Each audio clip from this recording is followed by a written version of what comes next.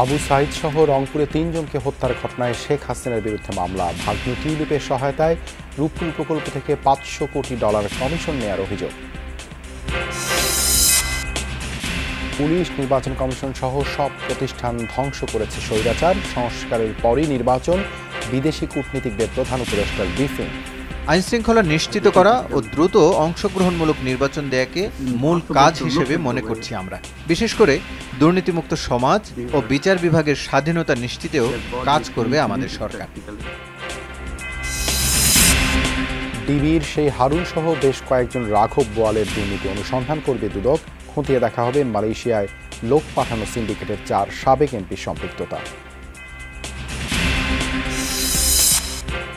বিদ্যুতের দাম না বাড়ানোর চেষ্টায় জ্বালানি উপদেষ্টা। বিচার বিশ্লেষণ করে রেন্টাল কুইকের ব্যাপারে নেওয়া হবে সিদ্ধান্ত।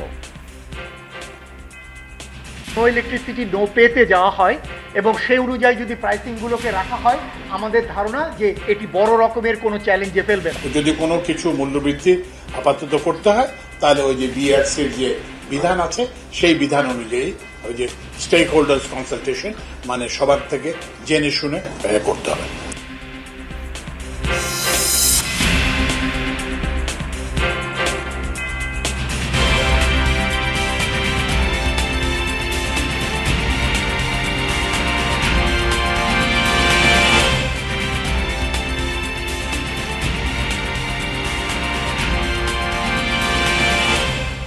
আমন্ত্রণ যমুনা নিউজে আপনাদের সঙ্গে আছি আমি দেবাশিস রঞ্জন সরকার। এতক্ষণ শিরোনাম দেখছিলেন। বৈষম্য বিরোধী ছাত্র আন্দোলনে রোকেয়া বিশ্ববিদ্যালয়ের সমন্বয়ক আবু সাইদ হত্যার ঘটনায় পুলিশের সাবেক আইজিপি, ডিআইজি, মহানগর পুলিশ কমিশনার সহ 17 জনের নামে মামলা হয়েছে। এছাড়াও পুলিশ ও সাবেক সরকার দলীয় নেতাকর্মীদের গোলাগুলিতে নিহত ফল ব্যবসায়ী মেরাজুল ইসলাম মিরাজ হত্যার অভিযোগে 21 জন এবং কর্মজীবী আবদুল্লাহ তাহির হত্যা মামলায় সাবেক প্রধানমন্ত্রী শেখ হাসিনা সহ 40 জনের নাম উল্লেখ করে মামলা হয়। সবকটি মামলা নথিভুক্ত করে পুলিশকে তদন্তের নির্দেশ দিয়েছেন আদালত।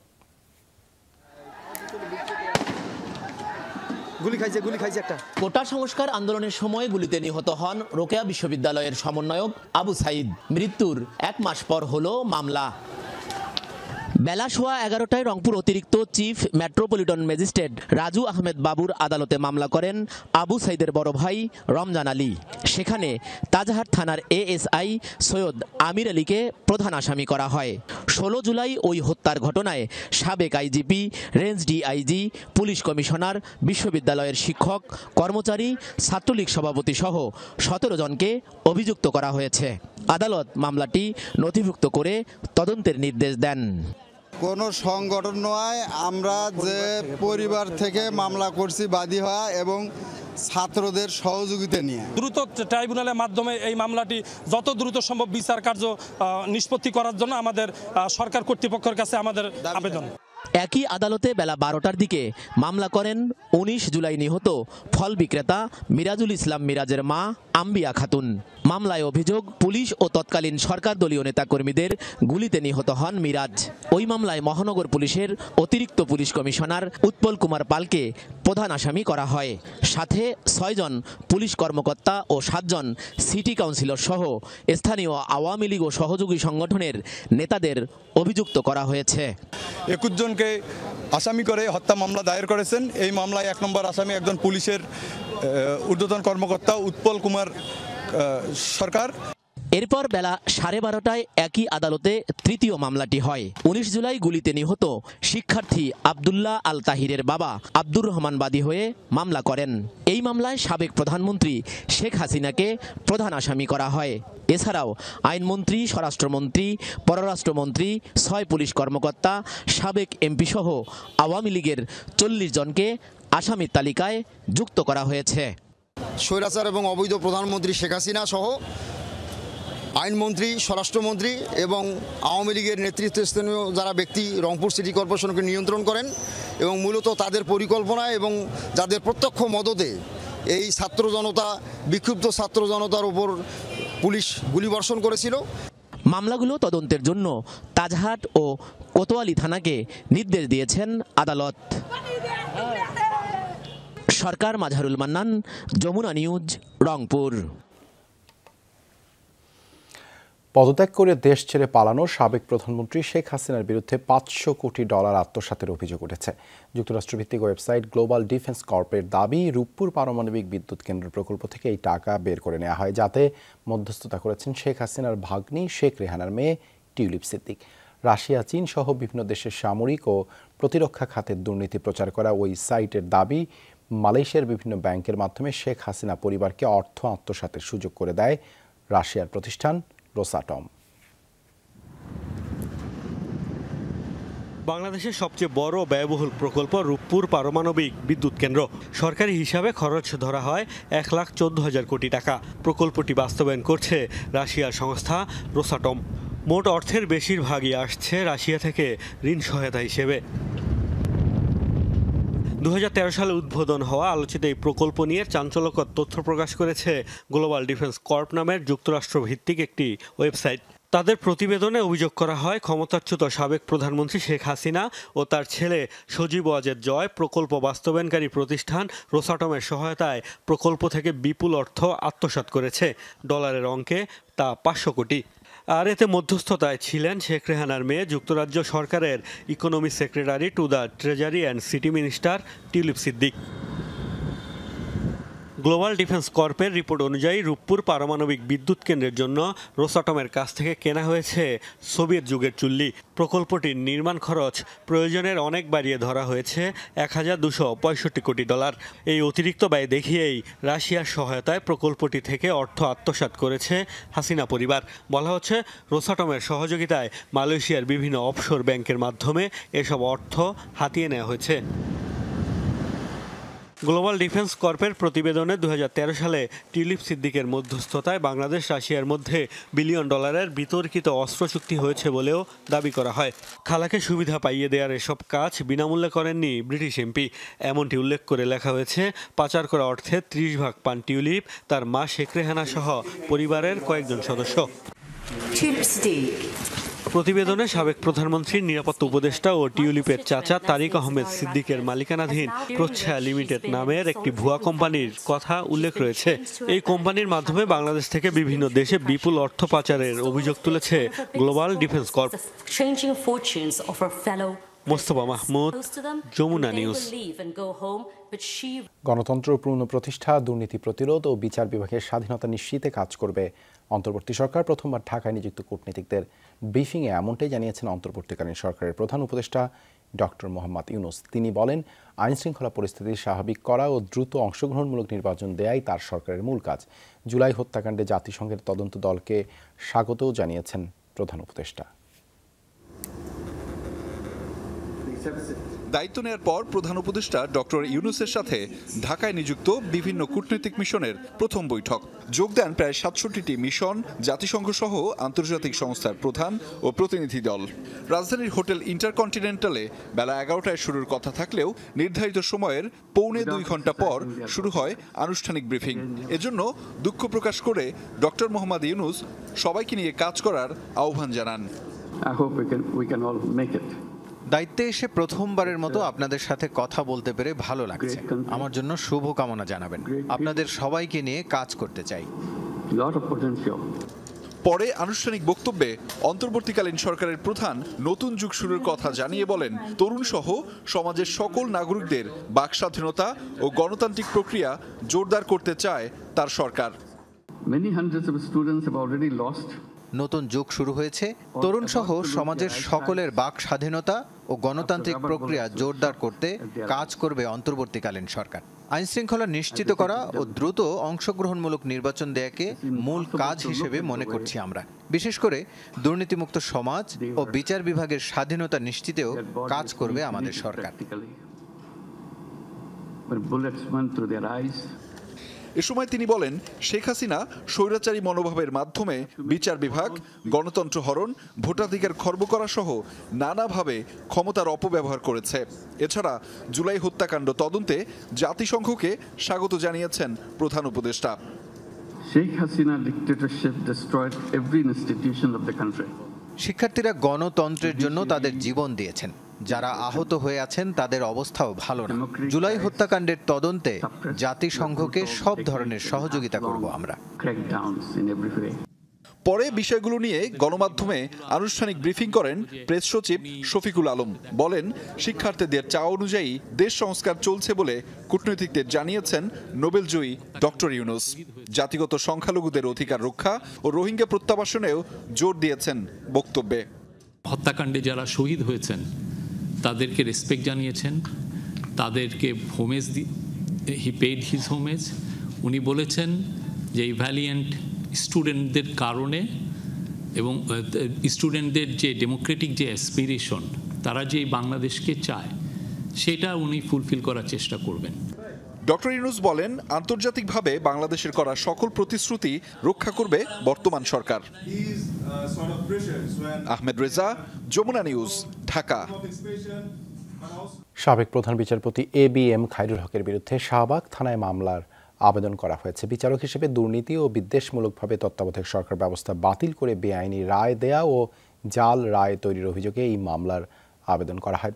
শাহবাগ থানা থেকে জানানো হয়, রোববার সন্ধ্যায় সুপ্রিম কোর্টের আইনজীবী মোহাম্মদ মুজাহিদুল ইসলাম এই মামলার আবেদন করেন। অফিসার ইনচার্জ মোস্তাজিরুর রহমান ডিউটিতে না থাকায় SI মাইনুল মামলার আবেদনটি গ্রহণ করেন। মামলার আবেদনে দেখা যায়, বিচারপতি খায়রুল হক সাবেক প্রধানমন্ত্রী শেখ হাসিনার কথায় প্রভাবিত হয়ে ওই রায় দিয়েছেন। অবসর শেষে ভালো পদায়নের লোভে 2011 সালের 10 মে সংক্ষিপ্ত আদেশটি পরিবর্তন করে বেআইনিভাবে 2012 সালের 16 সেপ্টেম্বর উক্ত আপিল মামলার পূর্ণাঙ্গ রায় প্রকাশ করেন। আবেদনে আইনজীবী বলেন, এই রায়ে দেশের ভোটারদের অধিকার হরণ করা হয়েছে। উক্ত অবৈধ রায়ের কারণে শেখ হাসিনা পরপর 3 বার অবৈধভাবে সরকার গঠনের সুযোগ পায়। এদিকে প্রধান বিচারপতির পদ ব্যবহার করে তত্ত্বাবধায়ক সরকার নিয়ে দেয়া রায় পরিবর্তনের অভিযোগে খায়রুল হকের বিরুদ্ধে করা মামলা খারিজ করে দিয়েছেন আদালত। দুপুরে ঢাকার মেট্রোপলিটন ম্যাজিস্ট্রেট দিলরুবা আফরোজ তিথির আদালতে এ মামলা করেন অ্যাডভোকেট ইমরুল ইসলাম হাসান। মামলায় গ্রহণযোগ্য উপাদান না থাকায় আদালত মামলাটি খারিজ করে দেয়।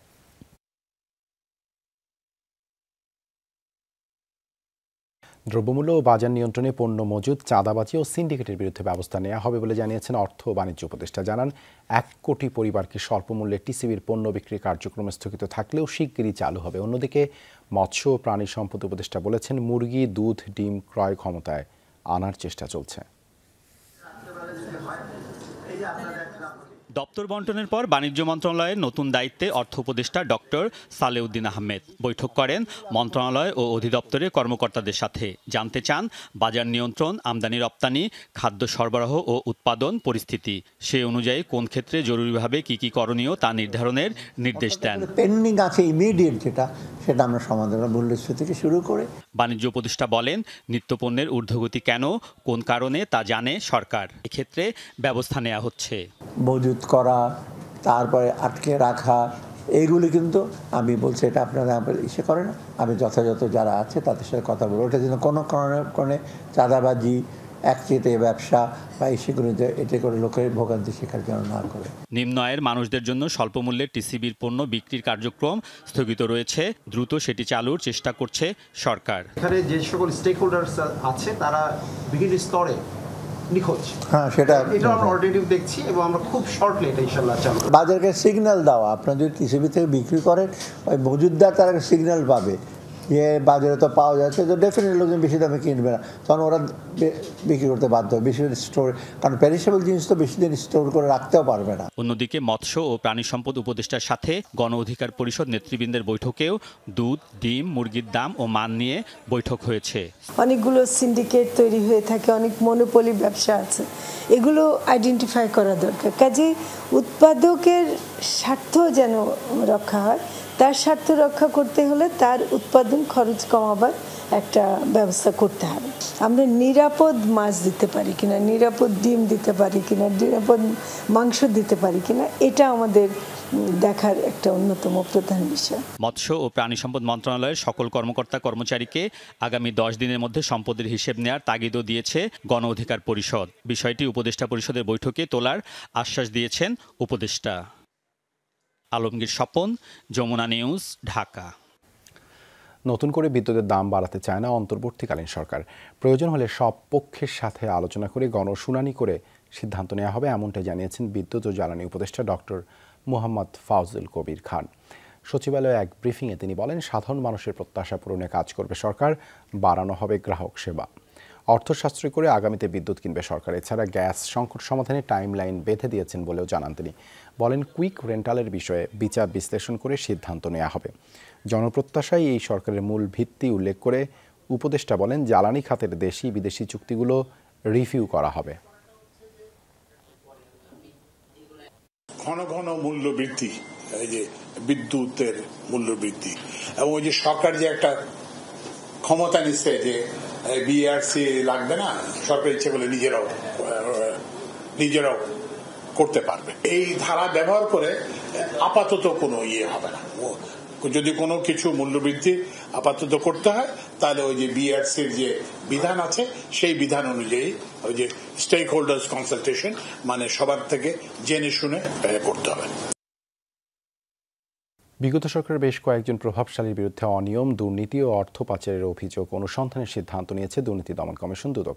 তালিকায় আছেন সাবেক মন্ত্রী, সংসদ সদস্য, ডিএমপির সাবেক টিভি প্রধান হারুনুর রশিদ সহ পুলিশের সাবেক বর্তমান শীর্ষ কর্মকর্তাও। যদিও এসব অভিযোগ দীর্ঘদিন দুদকে পড়ে থাকলেও টনক নড়েনি সংস্থাটির। চারদিকে সমালোচনার মুখে হঠাৎ করেই বিগত সরকারের দুর্নীতি নিয়ে তৎপর হয়েছে দুদক। রবিবার সংস্থাটি জানায়, সাবেক মন্ত্রী আ.হ.ম মুস্তফা কামালের স্ত্রী কাশ্মীরি কামাল, মেয়ে নাফিসা কামাল, সাবেক সংসদ সদস্য মাসুদ উদ্দিন চৌধুরী, সাবেক এমপি নিজামুদ্দিন হাজারি এবং ঢাকা ২০ আসনের সাবেক এমপি বেনজির আহমেদের বিরুদ্ধে শুরু হয়েছে তদন্ত। অভিযোগ, ১.৫ বছরে রিক্রুটিং এজেন্সির মাধ্যমে ৪.৫ লাখের মতো কর্মী মালয়েশিয়ায় পাঠিয়ে অবৈধভাবে ২০,০০০ কোটি টাকা হাতিয়ে নিয়েছে এই সিন্ডিকেট। দুদক বলছে, মালয়েশিয়ায় জনপ্রতি খরচ ছিল ৭৯,০০০ টাকা, অথচ এই সিন্ডিকেট গ্রামের দরিদ্র নিরীহ মানুষ থেকে আদায় করে ৫.৫ লাখ টাকা করে। মালয়েশিয়ায় শ্রমবাজার চক্রে ঢুকে রমরমা ব্যবসা সংক্রান্ত অভিযোগের বিষয়ে দুর্নীতি দমন কর্তৃক অনুসন্ধানের কার্যক্রম শুরু হয়েছে। বছরখানেক আগে সাবেক ভূমিমন্ত্রী সাইফুজ্জামান চৌধুরীর লন্ডনে ২৫০ বাড়ির সন্ধান মিললেও খুব একটা এগোয়নি সেই তদন্ত। বিষয়টি নিয়ে এবার মাঠে নেমেছে দুদক। যুক্তরাজ্যে হাজার হাজার কোটি টাকা পাচার সহ বিভিন্ন অনিয়ম ও দুর্নীতির মাধ্যমে অবৈধ সম্পদ অর্জনের অভিযোগ আমাদের এখানে পাওয়া যায়। বিরোধী মত দমনে সিদ্ধহস্ত বলে পরিচিত পুলিশ কর্মকর্তা হারুনুর রশিদের জ্ঞাত আয় বহির্ভূত সম্পদের অনুসন্ধানে নেমেছে সংস্থাটি। এরই মধ্যে হারুনুর রশিদ ও তার স্ত্রীর ব্যাংক হিসাব জব্দ করেছে বিএফআইইউ। একই সঙ্গে তদন্ত চলবে সাবেক ডিএমপি কমিশনার আসাদুজ্জামান মিয়ার বিরুদ্ধেও। বিভিন্ন অনিয়ম ও দুর্নীতির মাধ্যমে কোটি কোটি টাকার অবৈধ সম্পদ অর্জনের একটি অভিযোগ দুর্নীতি দমন কমিশনে পাওয়া যায়। এর সত্যতা পাওয়া গেছে এবং তার ভিত্তিতে আমাদের কমিশন কর্তৃক বিষয়টি অনুসন্ধানের জন্য সিদ্ধান্ত দেয়া হয়েছে। সচিব বলেন, দুদক কারো দ্বারা প্রভাবিত নয়, আইন অনুযায়ী কাজ করছে এবং গোয়েন্দা একটা আমাদের উইং রয়েছে, সেখান থেকে কিন্তু এগুলোর কার্যক্রম চলছিল। রাজীব আহমেদ, যমুনা নিউজ, ঢাকা। নারায়ণগঞ্জে সাবেক প্রধানমন্ত্রী শেখ হাসিনা, সাবেক সেতুমন্ত্রী ওবায়দুল কাদের, সাবেক স্বরাষ্ট্রমন্ত্রী আসাদুজ্জামান খান, শামীম ওসমান সহ ৬২ জনের বিরুদ্ধে হত্যা মামলা হয়েছে। রোববার রাতে সিদ্ধিরগঞ্জ থানায় মামলাটি দায়ের করেন নিহত মাছ ব্যবসায়ী মিলনের স্ত্রী মোসাম্মদ শাহনাজ। মামলায় বলা হয়, গত ২১ জুলাই শিমরাইল এলাকায় বৈষম্য বিরোধী ছাত্র আন্দোলনের কর্মসূচিতে হামলা চালায় ছাত্রলীগ ও যুবলীগের নেতাকর্মীরা। এতে গুলিবিদ্ধ হয়ে নিহত হন মাছ ব্যবসায়ী মিলন। মামলায় অভিযোগ করা হয়, শেখ হাসিনা ও ওবায়দুল কাদেরের নির্দেশেই এই হামলা চালানো হয়। আরজিকর হাসপাতালের নারী চিকিৎসককে ধর্ষণ ও হত্যার জেরে এবার কর্মক্ষেত্রে নারীদের সুরক্ষায় নতুন নীতিমালা ঘোষণা করল পশ্চিমবঙ্গ সরকার। শনিবার সংবাদ সম্মেলনে এই ঘোষণা দেন মুখ্যমন্ত্রী মমতা বন্দ্যোপাধ্যায়ের মুখ্য উপদেষ্টা আলাপন বন্দ্যোপাধ্যায়। জানান, নারীদের নিরাপত্তা বৃদ্ধির জন্য রাজ্য সরকারের পক্ষ থেকে নেওয়া হবে একাধিক পদক্ষেপ। নতুন নীতিমালার আওতায় বিভিন্ন প্রতিষ্ঠানের নারীদের জন্য আলাদা রেস্টরুম, নারী ভলান্টিয়ার নিয়োগ, সেফ জোন নিশ্চিত করা হবে। তৈরি করা হচ্ছে একটি মোবাইল অ্যাপ, যার মাধ্যমে নিকটবর্তী থানায় জরুরি প্রয়োজনে সহজেই বার্তা পাঠাতে পারবেন নারীরা। এছাড়াও নারীদের সুরক্ষায় আরও বেশ কিছু সিদ্ধান্ত নেওয়া হয়েছে বলেও জানান আলাপন বন্দ্যোপাধ্যায়। এই ছিল যমুনা নিউজে। এতক্ষণ সাথে থাকার জন্য ধন্যবাদ সবাইকে।